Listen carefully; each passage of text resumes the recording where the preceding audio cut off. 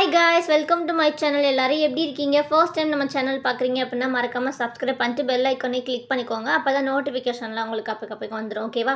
Okay, இப்போ வந்துட்டு நம்ம என்ன பண்ண போகிறோம்னா, இது மாதிரி குட்டியாக மினி அம்பர்லா தான் செம்ம க்யூட்டாக பண்ண போகிறோம். வீட்டில் இருக்க ரெண்டு பொருள் வச்சு தான் பண்ண போகிறோம். ரொம்ப சிம்பிள். எப்படி பண்ணுறதுன்னு பார்க்கலாமா?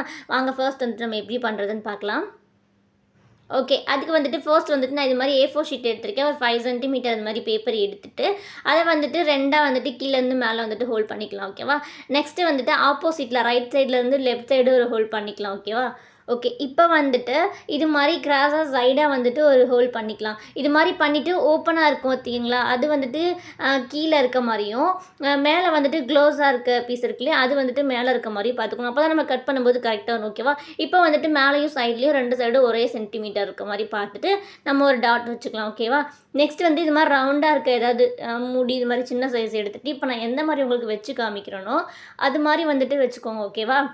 உங்களுக்கு இதை வச்சு தான் காமிச்சேன். இப்போ நான் வந்துட்டு கீழே வச்சுட்டு அந்த ரவுண்ட் ஷேப் இப்படி வச்சுட்டு வந்துட்டு இது மாதிரி லைன் போட்டுக்கலாம். ஓகேவா? வளைவாக வரும். இது மாதிரி போட்டுட்டு அதை வந்துட்டு அழகாக நம்ம கட் பண்ணி எடுத்துடலாம். ஓகே, இது மாதிரி தான் கிடைக்கும். இப்போ வந்துட்டு நம்ம ஓப்பன் பண்ணி பார்க்கலாம். ஓப்பன் பண்ணும்போது நமக்கு இது மாதிரி தான் வந்துட்டு பீஸ் கிடைக்கும். ஓகேவா? க்யூட்டாக இருக்குல்ல இதுவே. இப்போ வந்துட்டு இதை நம்ம என்ன பண்ண போகிறோம்னா, இது மாதிரி ஸ்கேலும் அப்புறம் வந்துட்டு பிளாக் ஸ்கெட்சும் யூஸ் பண்ணி ஏற்கனவே அங்கே மார்க் மாதிரி விழுந்திருக்கு இல்லையா, அதில் வந்துட்டு இது மாதிரி நம்ம ஃபுல்லாக லைன் போட்டுக்கலாம். நல்லா நீட்டாக நேராக போட்டுக்கலாம். இது மாதிரி ஸ்கேல் யூஸ் பண்ணி. ஓகே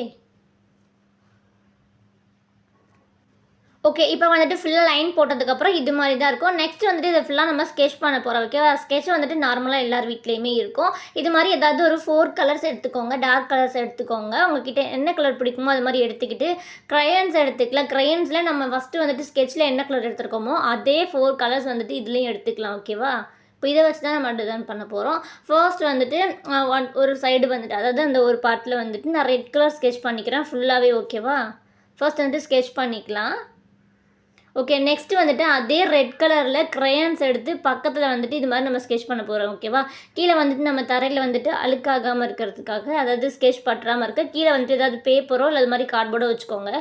இது மாதிரி ஃபுல்லாக க்ரையான்ஸ் பண்ணிவிட்டு நீட்டாக அது வந்துட்டு அழகாக இருக்கிறதுக்காக இது மாதிரி ஷார்ப்பான பிளைடு இல்லை நைஃப் ஏதாவது யூஸ் பண்ணி இது மாதிரி நல்லா வந்துட்டு சுரண்டி விடுற மாதிரி இது மாதிரி பண்ணிங்கன்னா நீட்டாக வந்துட்டு அழகாக கிடச்சிடும். ஓகேவா? இப்போ இது டிம்மாக இருக்கா, அது டார்க்காக இருக்கும், இது லைட்டாக இருக்கும். அதுக்காக தான் நம்ம 2 ஸ்கெட்ச் யூஸ் பண்ணுறோம்.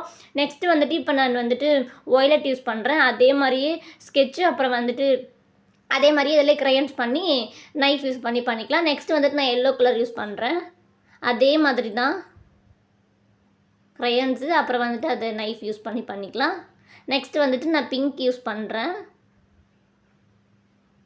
Pink colour sketch. நெக்ஸ்ட்டு வந்துட்டு பிங்க் கலர் க்ரையன்ஸ். ஓகே, அதையும் நைஃப் யூஸ் பண்ணி பண்ணிட்டோம்னா க்யூட்டாக நீட்டாக அழகாக வந்துட்டு நமக்கு கிடச்சிரும். ஓகேவா?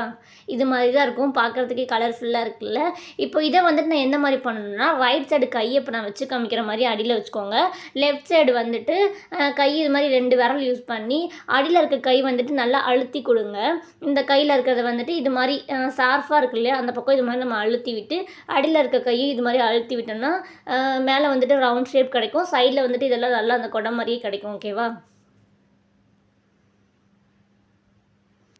ஓகே, இது மாதிரி வந்துட்டு இப்போ நம்ம ஃபுல்லாகவே பண்ணிட்டோம்னா நமக்கு ஒரு அம்பர்லா ஷேப்க்கு வந்துட்டு க்யூட்டாக கிடச்சிடும். ஓகேவா? இப்போ வந்துட்டு இப்போ பார்க்க நீட்டாக அம்பர்லா ஷேப்பில் கிடச்சிடுச்சா.